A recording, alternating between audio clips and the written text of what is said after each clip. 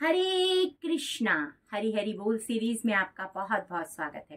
तो आज हम आपके लिए लेकर आए हैं एकादशी व्रत कथा। आज की एकादशी का नाम है परिवर्तनी एकादशी। तो कथा प्रारंभ करते हैं। भाद्रपद मास के शुक्ल पक्ष की एकादशी को क्षीर सागर में 4 मास के शयन के मध्य भगवान करवट बदलते हैं। निद्रा मग्न भगवान के करवट परिवर्तन के कारण ही इसका नाम शास्त्रीय परिवर्तनी एकादशी पड़ा। आज के दिन भगवान के वामन अवतार की पूजा की जाती है। भगवान विष्णु के बौने रूप अवतार की है पूजा वाजपेयी यज्ञ के समान फल देने वाली होती है और सभी पापों को नष्ट करने वाली होती है। भगवान वामन की पूजा के कारण कुछ व्यक्ति इसे वामन एकादशी भी कहते हैं। इसके दूसरे दिन मनाई जाती है वामन जयंती।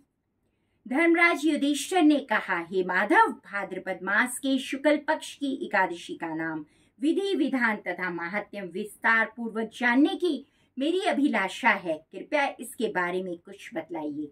भगवान श्री कृष्ण ने कहा, हे राजन, सब पापों को नष्ट करने वाली और स्वर्ग प्रदायक उत्तम वामन एकादशी का व्रत महात्म्य मैं तुम्हें कहता हूँ। ध्यान पूर्वक सुनो। यह एकादशी जयंती एकादशी भी कहलाती है। इसका व्रत करने से वाजपेयी यज्ञ का फल प्राप्त होता है। पापियों के नाश करने के लिए इससे बढ़कर कोई अन्य उपाय नहीं है। जो मनुष्य इस एकादशी के दिन मेरे वामन रूप की पूजा करता है वह तीनों लोकों की पूजा कर लेता है। मोक्ष की इच्छा रखने वाले मनुष्य इस व्रत को अवश्य करें। जो कमल नयन भगवान का कमल से पूजन करते हैं वह अवश्य भगवान के समीप जाते हैं। जो भाद्रपद शुक्ल एकादशी को व्रत और पूजन करता है उसे ब्रह्मा और विष्णु सहित तीनों लोकों का पूजन करने का पुण्य फल प्राप्त होता है। सभी को इस परिवर्तनी एकादशी का व्रत अवश्य करना चाहिए, क्योंकि इस दिन भगवान विष्णु क्षीर सागर में अपने 4 मास के शयन के बाद करवट बदलते हैं। भगवान के ये वचन सुनकर युधिष्ठिर बोले, हे भगवान, मुझे अति जिज्ञासा हो रही है कि संपूर्ण सृष्टि का संचालन करते हुए आप किस प्रकार सोते और करवट लेते हैं।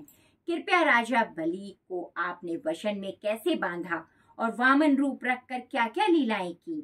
आपके करवट बदलने के उपलक्ष्य में हमको क्या करना चाहिए, यह बातें आप विस्तार पूर्वक मुझसे कहिए।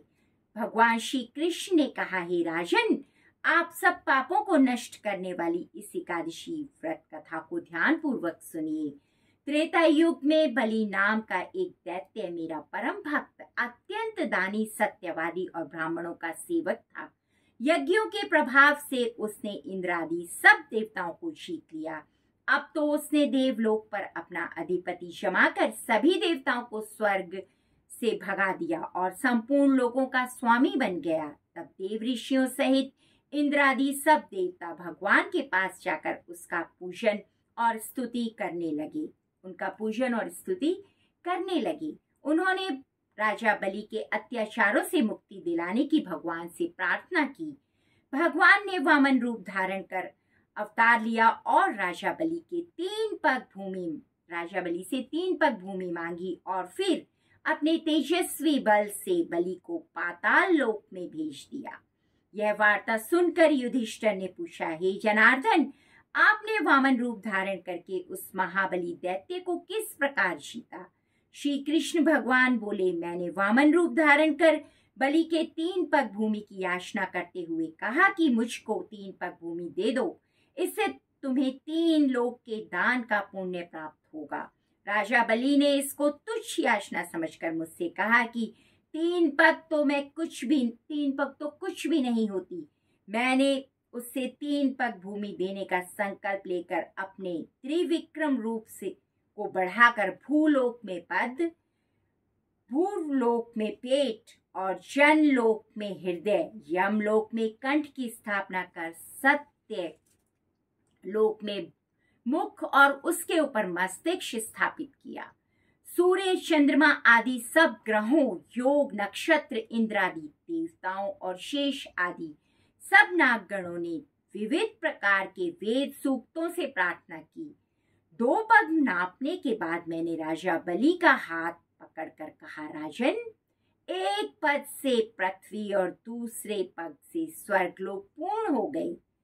एक अब तीसरा पैर कहाँ पर रखूं? तब बलि ने अपना सिर झुका लिया और मैंने अपना पैर उसके मस्तक पर रख दिया। इससे मेरा वह भक्त पाताल लोक को चला गया। उसकी विनती और नम्रता को देखकर मैंने कहा, हे बलि, मैं सदैव तुम्हारे निकट ही रहूंगा।